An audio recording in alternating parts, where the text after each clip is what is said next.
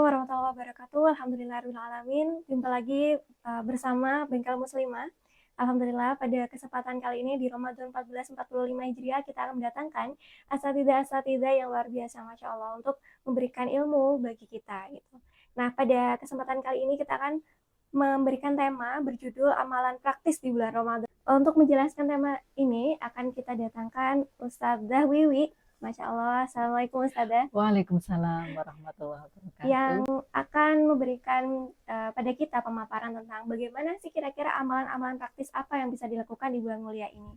Nah, Ustadzah, kalau misalnya kita dengar kata-kata Ramadan, itu kita pasti teringatnya itu adalah ini adalah bulan yang paling Allah muliakan, di mana di bulan ini itu kita bisa beramal ibadah yang itu pahalanya akan dilipat gandakan, bahkan banyak gitu ya. Bahkan kalau misal saya lihat teman-teman tuh pada bikin aktivitas yang sudah direncanakan untuk bulan Ramadan, luar biasa. Nah, kira-kira bagaimana sih Ustazah? Kira-kira amalan-amalan apa ya yang kira-kira bisa kita lakukan di bulan Ramadan ini? Ya, alhamdulillah pemirsa Bengkel Muslimah. Jadi kita alhamdulillah diberi kesempatan untuk masih hidup ya di bulan Ramadan ini, yang kita memang harus bersyukur. Dan Allah memberikan petunjuk dengan hadis yang diriwayatkan, yang disampaikan oleh Nabi Muhammad SAW. Di sini kurang lebihnya begini: ketika datang bulan Ramadan, maka pintu-pintu surga dibuka dan pintu neraka ditutup. Dari hadis Bukhari Muslim. Dan ini menjadi petunjuk buat kita semua, yang kalau kita dengar penjelasan dan syarahnya, berarti pada saat ini kebaikan itu luar biasa banyak. Jadi kalau melaksanakan kebaikan, kewajiban itu dilipat gandakan 70 kali. Kalau melaksanakan amalan sunnah, maka pahalanya setara dengan ibadah wajib. Nah, dan di sini sebenarnya sudah sering kita dengar, tapi memang tidak ada salahnya kita mengulas kembali. Yang wajib ya otomatis kalau bagi kaum muslimin puasa di bulan Ramadan, dan dengan tidak meninggalkan kewajiban yang lain. Jadi kalau sudah sholatnya iya ya sudah jelas pastilah, bukan kemudian puasa tapi kemudian tidak sholat gitu. Puasa iya, kemudian ditambah lagi dengan amalan yang mungkin selama bulan Ramadan itu kita kaum muslim masih kurang, yaitu sholat tahajud atau qiyamul lail. Jadi kalau bulan Ramadan ada sholat tarawih yang memang walaupun ada perbedaan pendapat ijtihad, tapi paling tidak itu kan ada 10 rakaat gitu ya. Ada 8 bisa, 10 bisa, ada yang 20 rakaat. Kalau di Masjidil Haram dan Masjid Nabawi tahun kemarin 10 rakaat gitu ya. Jadi satu rakaatnya membaca 2 halaman gitu. 1 juz habis. Nah, itu bisa diaplikasikan sebagai amalan praktis untuk kita semakin mendekatkan diri kepada Allah, sebagaimana kalau malam-malam yang lain kita sholat tahajud. Dan di bulan Ramadan juga diharapkan bacaan Al-Qur'annya itu semakin banyak dan semakin khusyuk. Alangkah lebih baik kalau kemudian pada saat bulan Ramadan yang kesempatan kita lebih banyak, dibaca dengan artinya, jadi dengan terjemahannya. Makanya tadarus Quran itu kalau bahasa Jawanya angen-angen sak maknanya gitu, sak maknani kalau dalam ciptaan Wali Songo pada saat itu menciptakan lagu untuk bisa diingat kaum muslimin, jadi membaca Al-Quran itu dengan maknanya. Kemudian juga tidak lupa sedekah, karena amalan ini dilipat gandakan pahalanya pada saat bulan Ramadan terutama. Jadi kalau dikatakan amalan praktis itu saat bulan Ramadan itu banyak sekali. Kemudian kita juga sebisa mungkin memperbanyak amalan sedekah, jadi memberikan harta benda kita kepada orang-orang yang membutuhkan dalam bentuk apapun ya, bisa dalam bentuk makanan, kebutuhan sehari-hari, ataupun uang, ataupun mungkin ditaruh di masjid, ataupun di panti dan lain sebagainya. Jadi amalan praktis yang memang sudah biasa kita kenal di masyarakat, tidak menjadi sesuatu yang berat pada saat bulan Ramadan. Nah, begitu. Nah, kalau misalnya saya lihat nih, Ustazah, saya juga merasakan begitu ya, bahwa manusia itu kan naik turun imannya. Betul. Ada saat dimana naik, di saat turun juga ada. Nah, kalau misalnya pas turunnya pas bulan Ramadan ya Ustazah, terus melakukan kemaksiatan-kemaksiatan, tersembunyi maupun yang nampak, atau mungkin bahkan yang khilafnya tuh sebelum Ramadan sampai Ramadan berakhir tuh masih dilakukan gitu ya, kemaksiatan-kemaksiatan. Nah, bagaimana ini Ustazah untuk yang seperti ini?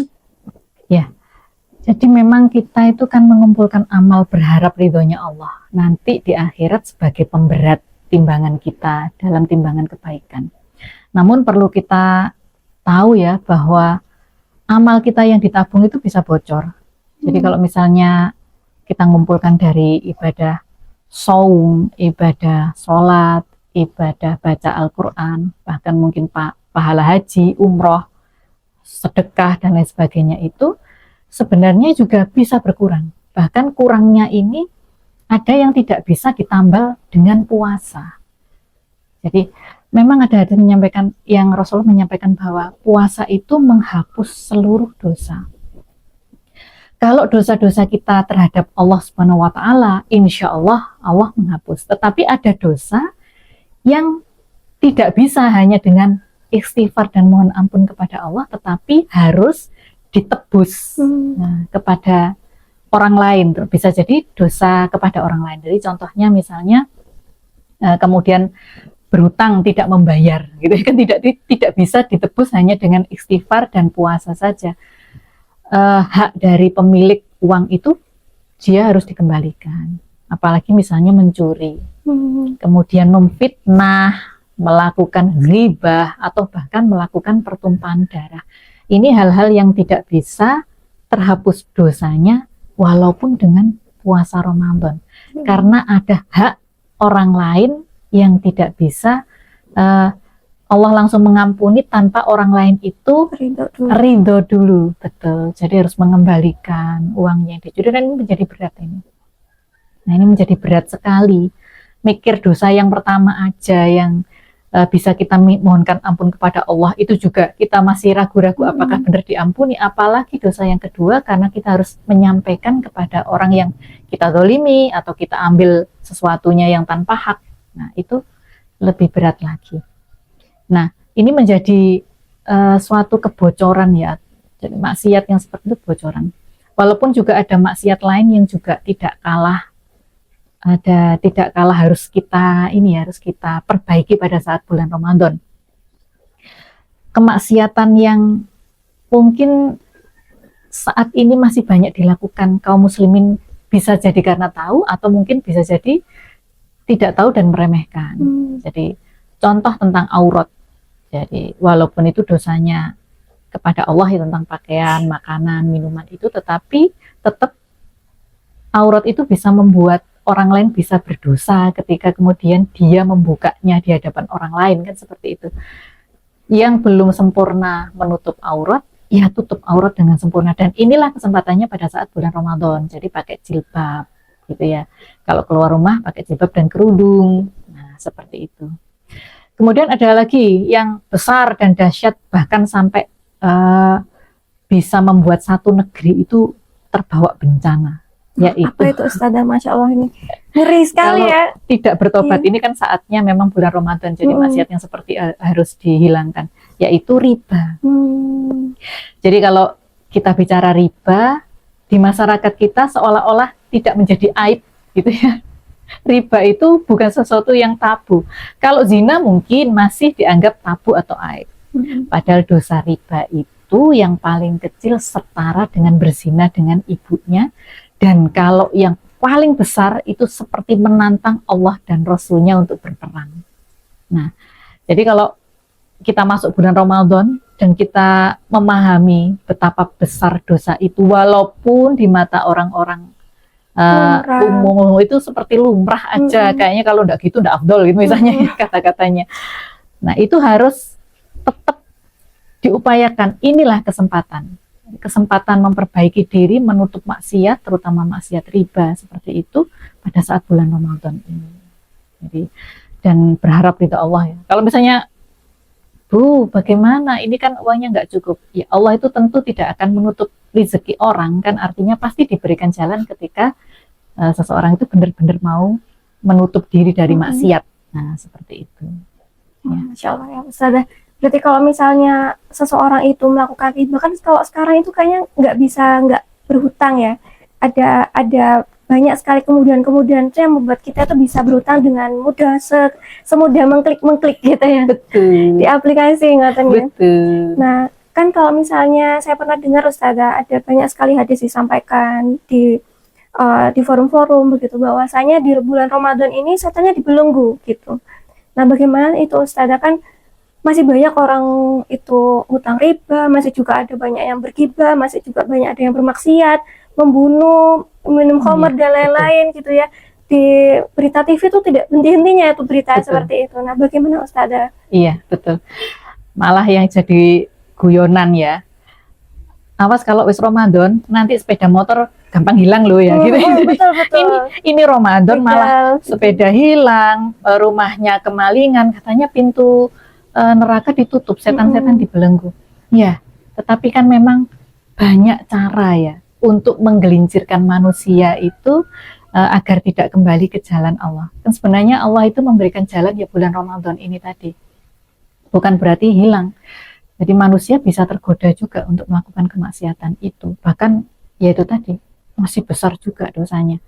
Nah, kalau misalnya kita ini berada di tengah masyarakat yang sudah kondisinya melazimkan hal seperti itu, ya sebenarnya kan tidak ada cara lain ya, kita ini supaya tidak terkena debu-debu dosa juga, maka kita harus menjelaskan kepada masyarakat tentang dosa-dosa itu. Kayak tadi contohnya riba, jatuh ke dalam riba itu semudah mengklik, mengklik aplikasi atau tombol di HP itu, karena kreatif sekali kok orang yang menciptakan pintu-pintu riba itu ya. Iya, betul. Bisa dengan pinjaman, bisa dengan cicilan, bisa dengan DP 0, bisa macam-macam lah itu.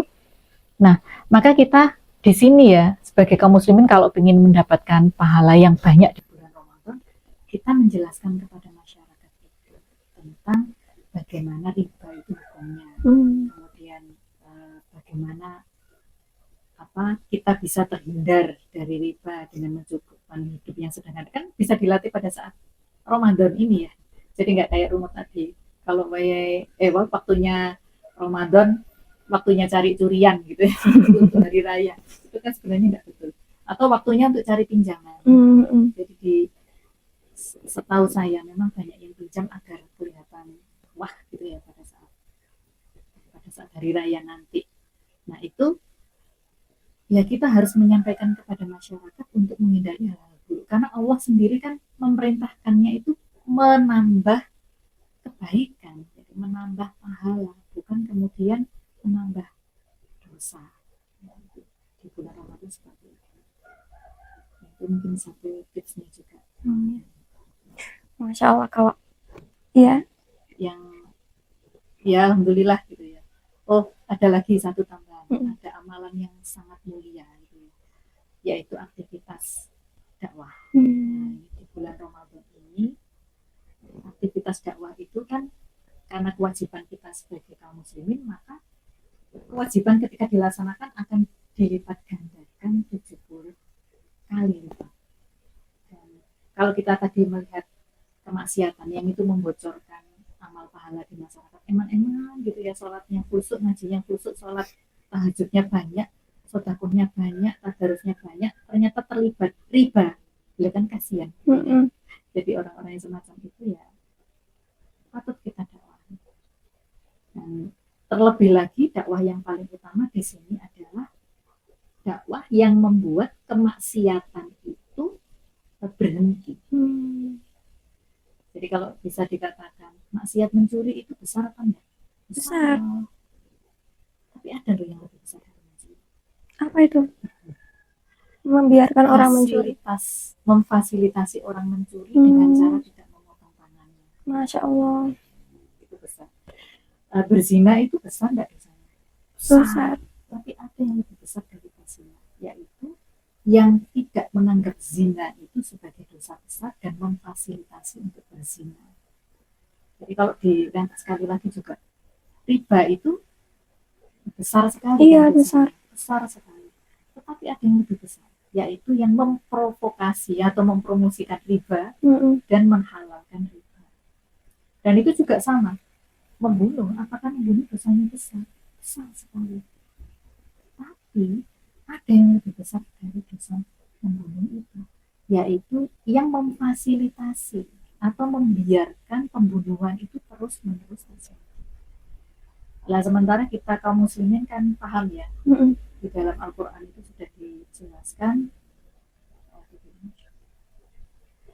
ya ayyuhalladzina amanu kutiba alaikumul qisasu fil qatl. Salah satu contoh ayat yang 5 ayat dari surat Al-Baqarah tentang puasa, kewajiban puasa. Di situ dijelaskan kaum muslimin harus melakukan kisos Mm. bagi pelaku pembunuhan. Nah, itu salah satu contoh. Jadi membunuh itu dosanya besar. Tetapi ketika kisos tidak dilaksanakan, itu dosa yang sangat besar sekali, yang jauh lebih besar. Jadi ketika hukum-hukum itu di dalam Al-Quran itu tidak ditegakkan, itu dosa yang jauh lebih besar. Kalau itu tadi dosa, nah bagaimana kita sekarang? Maka kita bisa mendapatkan pahala yang sangat besar. Memang tadi yang disebutkan di awal kayak sedekah, puasa, kemudian sholat tahajud, tadarus, itu pahalanya besar. Tapi ada pahala yang jauh lebih besar dari itu, yaitu bagaimana seluruh kemaksiatan bisa dihilangkan dan seluruh amalan-amalan yang wajib bisa ditegakkan. Dan itu tentu saja tidak bisa dilakukan sendiri. Jadi memang harus ada negara ya, istilahnya yang di sini berperan menghentikan pembunuhan, menghentikan riba, menghentikan perzinahan. Dengan undang-undang jedok gitu aja perzinahan kan sudah harusnya selesai. Dengan jedok gitu aja pembunuhan sudah harus diminimalisir dengan cara hukum kisos tadi. Dengan undang-undang yang langsung jedok aja, Khomer bisa Khomer ditiadakan. bisa ditiadakan, betul. Dengan jedok aja aurat bisa ketutup kan gitu. Nah kalau misalnya benar-benar kamu sendiri itu bertekad untuk mendapatkan amalan yang terbesar, maka amalan yang terbaik adalah bagaimana kemudian hukum Allah itu bisa ditegakkan Dengan dakwah ya Ustazah, Masya Allah. Terkadang kita tuh enggak kepikiran gitu ya, sering kali baca Al-Quran setiap Ramadan gitu ya, menamatkan Al-Quran sampai 30 juz khataman. Lalu ketika membaca Al-Baqarah itu kita lihat waktu baca artinya dan melihat ayatnya gitu kan, disuruh untuk kisos dan lain-lain. Kadang tuh yang terpikir sudah tidak relevan gitu dengan sekarang gitu ya, sudah tidak relate gitu kalau misalnya anak Gen Z sekarang bilangnya Ustazah. Nah kira-kira ada tidak sih Ustazah